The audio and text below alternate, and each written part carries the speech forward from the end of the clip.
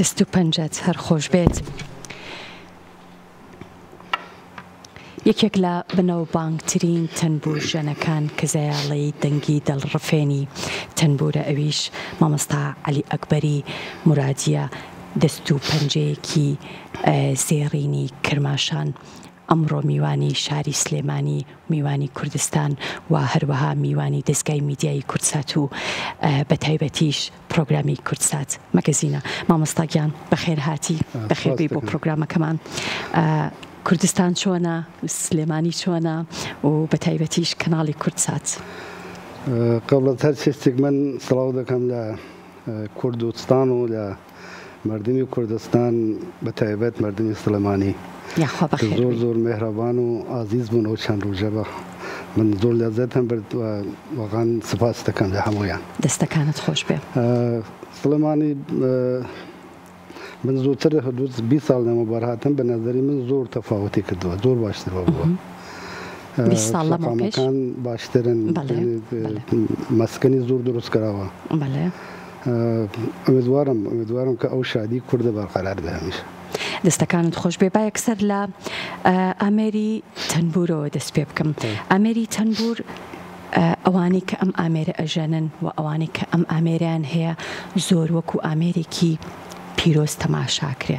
لە لای ئێوە ئەم ئامێرە ئامێرێکی زۆر پیرۆزە و بەها و گرنگی تایبەتی هەیە، تا ئەو ڕادەی کە هەندێک لە تەنبورژانەکان پێش ژەنینی ئامێرەکە ئامێرەکە ماچەکەن. ئەم پیرۆزیە لەکوێوە هاتووە؟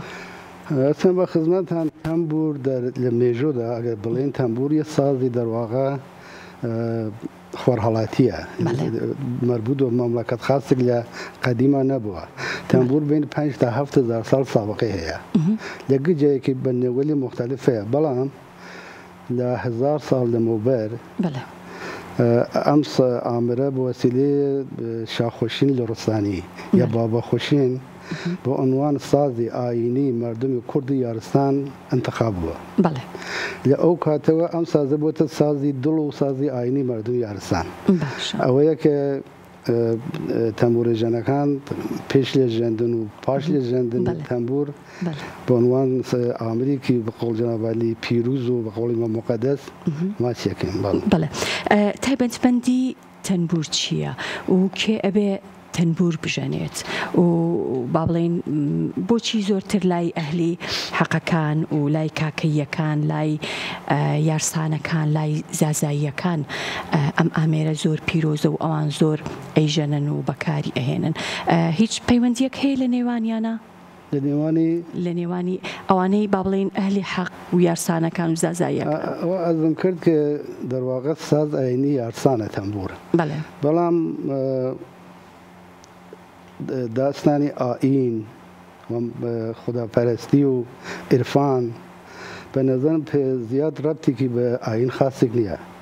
هر کسی که واقعا دلوا او سازی خوشگرک به و عاشقی او نوا او ترزانه به طرز منظورم مقامه.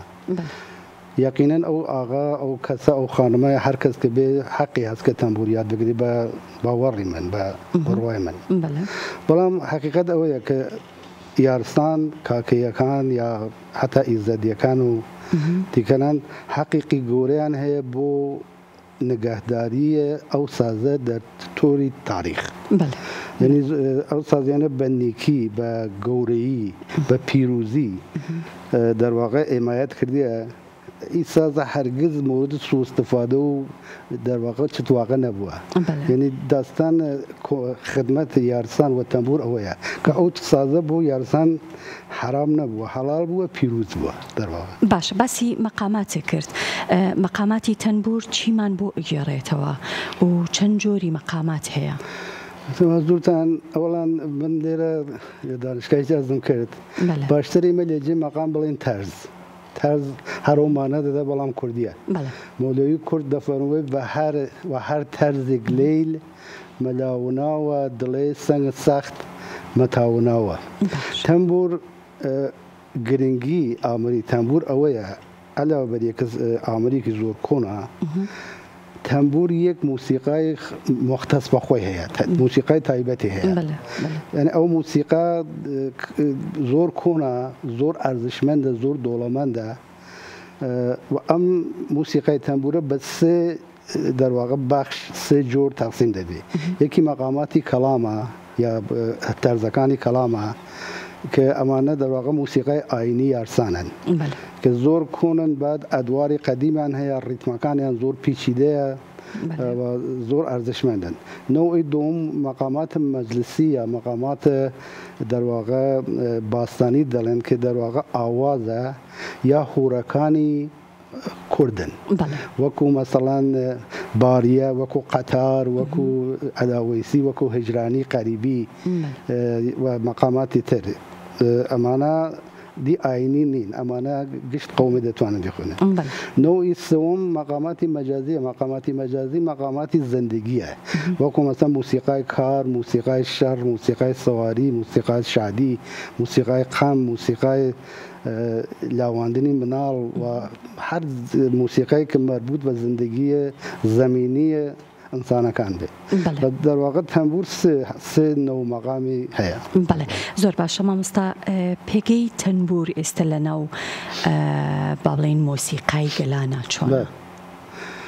تنبور اولا سازی کنه بعد پرده بندی تنبور پرده بندی قدیمه در واقع پرده بندی که الان موسیقی غربی لو پرده بندی استفاده دکه یا موسیقی ایرانی و موسیقی عرب موسیقی ترک سازکان پرده بندیان ربع پرده هیا یعنی پرده و نیم پرده و ربع پرده هیا بلان تنبور فقط پرده و نیم پرده هیا یسه که توا و مقام کانی که موسیقی هفت دستا وکو مثلا بیاتو از بخصوصا در واقع مقام گلی که احتیاجی بر رو پرده ها هیا تنبور نوی بلام اگر بنی مقاماتی که نیم پرده‌ای به تنبور دەتوانێت لەگەڵوانە هاوساز بێت و هاودەم بێ. زۆر باشە. زۆر هەوڵت داوە لە ناو بەرهەمەکانتدا و لە ناو لێکۆڵینەوەکانتدا کە ئامێری تەنبور بناسیێنی. ئەم ئامێرە بەنسبەت جیهانەوە چییە؟ جیهان ئامێری تەنبوری بەلاوە گرنگە؟ 100% بۆ ئەوانەیە کە دەرواقع مێژووی موسیقی دەزانن تەنبور بە باشی دەناسن. ئیمە هەوڵماندا ئەم ساڵیانی متەمادیە حدود مەسەن 40 ساڵە کە لە دانشگاهی ئەمریکا و ئوروپا لە جێگەلی مختلف بۆ مردم قسە بکەین و ئەو سازە بناسن. بەڵام حقوقیان دەناسن تەنبوری سازێکە کە ساز 5-6 ساڵە است. غەربیەکانی هەموو چیزی دەزانن خۆمان کەمتر. بخیالک فرهنگ خۆمانیم ئەوانە فەرهەنگەکان دەناسن. بەڵێ ئەو شیعرانەی کە لەگەڵ تەنبور دەوترێ یان ئەو شیعرانەی کە لەگەڵ تەنبور گونجاون ئەبێت چ جۆرە شیعرێک بن؟ ئەو تەرزەکانی کەڵام و تەرزەکانی ئاینیە دەرواقع خودی یارسانەکان شاعریان هەیە کەسانێک هەن یا دەفاترە یارسان شێری ئەو شارانە دەتێکێت دەخوێنێت بۆ مەقاماتی بەڵام بۆ مەقاماتی مەجلیسی و مەجازی پێشتر لە شێری عارفەکان وەختە مولەوی کورد و ئەکەم بۆ حزورتان بێشتر بە تەک ئەو سازە شێری هەورامی سازگارە بەڵام دەبێت مەسەن شێرە سوورانیزم خۆم کارم کردێ مەسەن لە شێرە وەفایی کەڵکم وەرگردیە لە شێرە وەلی دێوانە کەڵکم وەرگردیە لە شێرە ماهوی استفادەم کردیە بەڵام زۆرتر شێری هەورامی و شێری مولەوی بۆ مەقامە تەرزە مەجلیسیەکان باشترە بن. زۆر باشە. مامۆستا زۆر نەتەوە نەوێت کە ئامێری تەنبور بکەنە ئامێری خۆیان بۆ نمونە تورکەکان زۆر هەوڵەدەن کە زۆر ئامێر و زۆر شت کە هی کوردە لە ڕێگای یونسکۆ بیسەلمێنن کە ئەمانە تایبەتمەندیان بۆ تورکەکانە گەڕێتەوە. ئەمە با بڵێن لەسەر ئەم ئامێرە لە ڕووی مێژوویەوە کارێکی لەو شێوەیە ئەتوانرێ بکرێ؟ ئەو داستانە چەندین ساڵە کە بە فەرمایی سنەبالی کشوەرەکان هەوڵەدەن ئەو سازە بۆ خۆیان سات بکە لە یونسکۆ. ئیمەی زۆر تەلاشمان کرد بەڵام جای نەگەی. حقیقت ئەمەیە کە سازی تەنبور یەک سازی جیهانیە کە یەکجی گای هەست لە چین هەیە لە رووسیا هەیە لە تورکیا هەیە لە یونان هەیە لە کوردستان لە ئێران لە هەموو جێ بەڵام ئەو سازە کە فقط بە نێوی قەدیم ماگە کەماکان دەڵێن تەنبور هەر ئەو تەنبورە سەر یعنی دیگەران دەڵێن مەسەڵەن قوپوز دەڵێن باغلەما دەڵێن توتار دەڵێن دوتار دەڵێن دۆمرات دەڵێن تامپۆلا دەڵێن لە گشت مۆتریس ئەوانە زۆر مهمتر و گرنگتر مەقاماتێکە تەرزگەلێکە کلێتەکە ئەو تەنبورە لێ ئەدرێ ئەو تەنبورە ئەلان موسیقای خاصی خۆیە 70 و چەند مەقامی هەیە کە ئەو مەقاماتە بە کوردی دەخوێنن ئێمە دەتوانین ئەگەر سەد بکەین بڵین تەنبور کوردی یارسان ئەوانی دەتوان بۆ خۆیان ئەستان بڵێن ئاغا مەسەن تورکیە مەسەن بڵێت باغلەمای تورکی ناوێکی تایبەتی ئەوە تایبەتە بەڵام ئەمە تەنبورە ڕاستەقینەیان گەرەکە ئەوە تەنبور ڕاستەقینەیە هەڵا دنیای کە دنیای عەداڵەت نییە ممکنە ئەوانە زۆریان بێشتر بێ ئەوانە پیرۆزن ئەوە نازانم. مامۆستا یەکەم گروپی تەنبورت لە ساڵی 1970 پێم وابێ دروست کردووە شەمسی دەبێتە چی؟ ساڵی هجری گروپی شەمس پێم گروپی شەمس یەکەم نەبوو یەکەم گروپ نەبوو من گروپی شەمس ساڵی دەواقع 1359 شەمسی لە کرماشان تەشکیل بوو کە منی یەکی لەو ئازا بووم بەڵام ئیمەس تقریبا بەرجە ئەنقلاب دەبێتە چی بە کوردی نازانم ریڤۆلیشنە کودەتا نظامیەکان ئەنقلاب دەرواقع حرەکەت مردمی کە یەک ڕژیمە سەر نەبن بەرجە ئەنقلاب ئیمە گوڕوویەکمان بوو لە فەرهەنگ و هونەر کرماشاندا کە لە ساحنەی ئەو هەمزەمان هەر لەو ساڵە یعنی ساڵی 1351 یا 2 کە دەرواقع 7 ساڵ بەرجە شەمس بوو لە کرماشان یەک گوڕ و لە ساحنەی یەک گوڕ و تشکیل بوو کە ئەوانە گوروێل ئەوەڵ تەمبور بوون لە ساڵ 59 یعنی 2 ساڵ بەرجە یعنی لە شوون ئەنقلاب ئەو گوروە تشکیل بوو کە ئەلبەتە چون ئەم گوروە فعالیەتی زۆرتر بوو بە لە تەک ئوستاد شارام نازریە کارماندەکردیان ئەوە زۆرتر بەناوبان من بەبستم لەو کۆنسێرتانەیە کە ئەنجامتان یاوە لەو ساڵانەیە کۆنسێرتەکان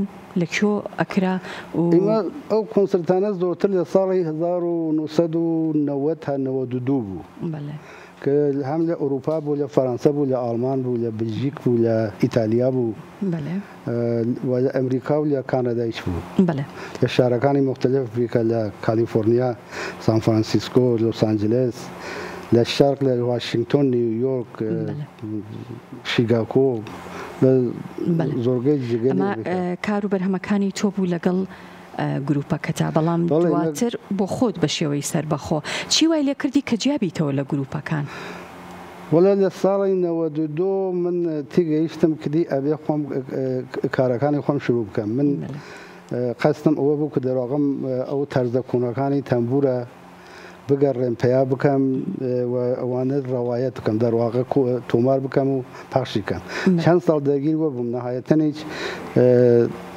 لە فەرەنسا لە ماڵی فەرەنگەکانی جەهان ئەو کارەمە منتەشر کرد 4 CD بوو لە پاکەتێکدا لە پاشەوەیشە شروع کرد بە کاری خۆم دەرواقع کارگەلی تەکنەوازی دونەوازی گروونەوازی ئامۆزشی کەتاوێکم نووسا بوو تەمبور لە پاشەوە ماڵی تەمبورم دروست کرد لە ئەو گوندی باوکم کە زۆر ماڵێکی 8 ساڵە جۆرەلان 8 ساڵە کە فستیڤالمان هەیە بۆ منداڵەکان و لاوەکان زانستم کە باید ئەگەر گەرەکەم بێت کارەکانی کە خۆشم دەوێت بکەم باید وەختی زۆرترم بێت تا اینکە دەرگیر گروپ بووم و ئەو کارێلە بەڵام کەمەکانی مە لە تەک ئەو جەماعەت کە گروشەمس و کەمەکان دوستیم و ڕەفیق و یەکترمانی خۆشگەرەکە و خوشبەختانە لە تەمەند درێژبی مامۆستاگیان ئەتوانین گوێمان لە پارچەیەکی تر بێ ڕێجێکەکەم بوو زانم کێشەیەکێ لە کورسیەکەت و ببوورە مامۆستاگیان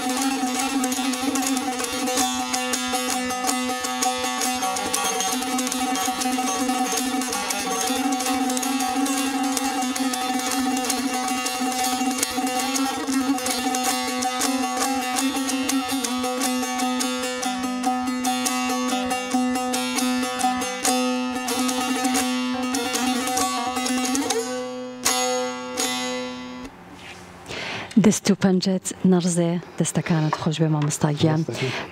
یەک پرسیاری تر دەربارەی سیمینارەکەی دوێنێت ئەویش بە هەمان شێوە دەربارەی ئامێری تەنبور و مێژووی ئامێری تەنبور بوویان بابەتێکی تر هەبوو لەناو سیمینارەکە؟ زۆرتر دەرمورد ئامێری تەنبور بوو. ئەلبەتە دەتوانێتن زۆرتر قسە بکەین لەسەر موشکلاتی کە بوو موسیقای کوردی هەیە و بەڵام وەخت کەم بوو متاسفانە ینی کات زۆر کەم بوو. دەتوانێتن زۆرتر مشکلاتەکان بڵین. ئەلان مەسەڵەن لە کوردەواری مردم زۆر بێدقەتن ڕاجی بە موسیقی. ینی خەڵقی کورد متاسفانە ئەلان بڕوایان ئەوەیە موسیقی هەر ئەوەیە کە یەکی بێت ئۆرگی لێ بدا و یەکی بخوانێ و دیگەرانی هەڵپەڕن. دی نازانم کورد ئەو موسیقای گەورە و ڕەنگاڕەنگ و ئەو کولتوری واقعاً ڕەسەنە چەندین موسیقای گەورەی هەیە دەتوانێت ئەسەن لە جەهان ئەوەڵ بێ. ئەجان گشتی انتظار مردمی زۆر متاسفانە منداڵان است. یعنی بوەستە فقط هەر ئەو هەڵپەڕین خراپ نییە، هەڵپەڕین زۆر عالیە، من خۆیچم هەڵپەڕەکەم خۆش کەرەکە، بەڵام تەمام زندگی ئەوە نییە. بعد لەجێکتر لە من پرسین من وەتم من نازانم ئەو جەماعەتی کوردە بۆ ئەوەنە خۆشحاڵن. دلیلی چییە؟ هەمە گشتی فەراهەمە واقعاً گشتی دروست بووە. ئێستا کە من واقعاً اتکام لە مردمی کورد ئەوەیە کەمی بێشتر فکر بکەن. ئێمە هونەرمەندە گەورەکانمان لە پیریە لە برسێتی مردن. ناو نابم هونەرمەندە گەورەکان نە حمایەت کردن، نە متاسفانە مەسئولیەت ئەساسکردن. من ئەلبەتە هێوام ئەوەیە کە نەسلی حاضر نەسلی ئایەندە لەتەک هونەرە زۆر باشتر بەرخورد بکەن. چون ئەگەر ئێمە دەرواقع زمان و فەرهەنگمان کە لە ڕاستی موسیقا هەیە ئەوە حفظ نەکەین تەواوە کارمان. یعنی دەرواقع ئێمە نە توپوتانکمان هەیە، نە بۆمبی ئەتۆمان هەیە، هیچمان نییە. دەرواقع ئێمە سەلاحی گەورەمان دەرواقع چەکی گەورەی ئێمە هەر ئەو فەرهەنگ و ئەو موسیقا و ئەو شێر و ئەو ئەدەبیاتە سەر.